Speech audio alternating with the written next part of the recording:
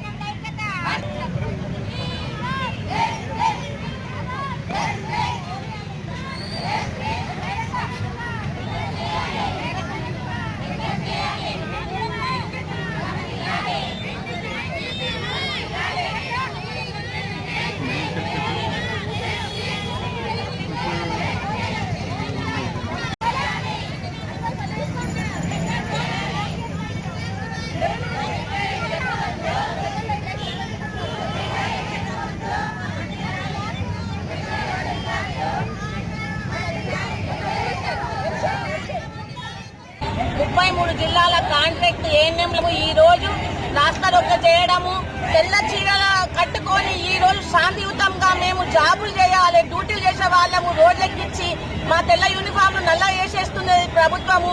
మాకు ఎలాంటి రాత పరీక్ష లేకుండా రెగ్యులర్ చేయాల్సి అవసరం ప్రభుత్వానికి, గవర్నమెంట్ కు ఉండగా కూడా ప్రతి ఒక్క డిపార్ట్మెంట్ వాళ్ళని రెగ్యులర్ చేసారు. మమ్మల్ని ఎందుకు చేయట్లేదు? మాకు ఎగ్జామ్ ఏంటి? ఇప్పుడు మేము కుక్కలం 25 ఏళ్ళు అంటే కుక్కలకి 55 ఏళ్ళ వయసు వచ్చింది. అలాంటి వాళ్ళము మేము ఆల్రెడీ ఎగ్జామ్, కౌన్సిలింగ్లు, వెరిఫికేషన్ ప్రతి ఒక్కటి అయిపోయింది. అది కూడా మమ్మల్ని కౌన్సిలింగ్ ప్రకారం తీసుకున్నారు, మెరిట్ వైజ్ తీసుకున్న వాళ్ళము ఇన్ని సంవత్సరాలు 25 ఏళ్ళ సీనియారిటీతో ఉన్న వాళ్ళకు ఇప్పుడు మళ్ళీ ఎగ్జామ్ పెట్టడం ఎంతమందికి న్యాయం అంటాం? కోవిడ్ టైంలో మేము ఎంతో కష్టపడ్డాము, చాలా మంది చచ్చిపోయి కూడా గవర్నమెంట్ నుండి, ప్రభుత్వం నుండి మాకు ఒక్క రూపాయి లేదు. ప్రతి ఒక్క ఏఎన్ఎంలు 100 రూపాయలు చేసుకొని శవాలను మేమే దహనం చేసుకునే కర్మ పట్టింది. ఇవాళ మేము హెల్త్ డిపార్ట్మెంట్ లో ఒక పునాదుల లాంటి వాళ్ళు, ఓ డాక్టర్, స్టాఫ్ నర్స్, ఆశాలు చేయలేదు కోవిడ్ టైంలో. మేము ఏఎన్ఎంలము క్షేత్రస్థాయిలో ఇంటింటికి పోయి నిర్ధారణ చేస్తే ఆ ఒక్క పేషెంట్ హాస్పిటల్కి వచ్చింది. అంతవరకు కూడా హాస్పిటల్కి ఏ ఒక్క పేషెంట్ రాలేదు. అలాంటి వాళ్ళని ఇవాళ మాకు ఎగ్జామ్ పెట్టి మా జీవితాలతో ఒక ఆట ఆడుకుంటున్నారు. మరి అలాంటప్పుడు ఇన్ని సంవత్సరాలు ఎందుకు పెట్టి చాకరీ చేయించుకున్నారు? మీకు రెగ్యులర్ కాదమ్మా, మీకు ఎగ్జామ్ రాత్రి రెగ్యులర్ గా అవుతుంది అని అప్పుడు ఎందుకు చెప్పలే? ఇవాళ చాకరీ అంతా వేయించుకొని మా ఏజ్ బాధ అయిపోయి మీరేం చేసుకుంటారో చేసుకోండి అని హెల్త్ మినిస్టర్ అంటున్నాడు. మరి అదే హెల్త్ మినిస్టర్ అప్పుడు ఎందుకు అనలేదు మాతోటి? మీరు ఎగ్జామ్ రాయకపోతే మీరు రెగ్యులర్ కాదు, మీరు బంద్ చేయకండి అమ్మ. 25 వేలకు ఒక్కరు బ్రతకడం కష్టము. ఒక కుటుంబంలో 4 ఎట్లా బ్రతుకుతాము? ప్రతి ఒక్క వస్తువు విలువ పెరిగిపోయింది. మాకెందుకు చిట్టాలు పెరుగుతారు? మమ్మల్ని ఎందుకు రెగ్యులర్ చేస్తలేదు? మా కళ్ళ ముందు స్టాక్ నర్సులు రెగ్యులర్ అయ్యారు, అది ఎంబీబీఎస్ డాక్టర్లు రెగ్యులర్ అయ్యారు, బిఐలు రెగ్యులర్ అయ్యారు, జీపీ సెక్రటరీ సార్లు రెగ్యులర్ అయిపోయారు. మమ్మల్ని ఎందుకు రెగ్యులర్ చేయరు? మాకు ఇప్పుడు కొత్త ఎగ్జామ్ ఏంటిది? మేము చేస్తే వనవాసం 25 ఏళ్ల వనవాసం, రాముడు 14 ఏళ్ళు చేసాడు కావచ్చు, మేము 25 ఏళ్ల వనవాసం చేస్తున్నాము. ఒక్కొక్కరు వీడియోస్ ఉన్నాము, పిల్లలను పట్టుకొని బతకడం 25 ఏళ్ళు చాలా కష్టం ఉంది.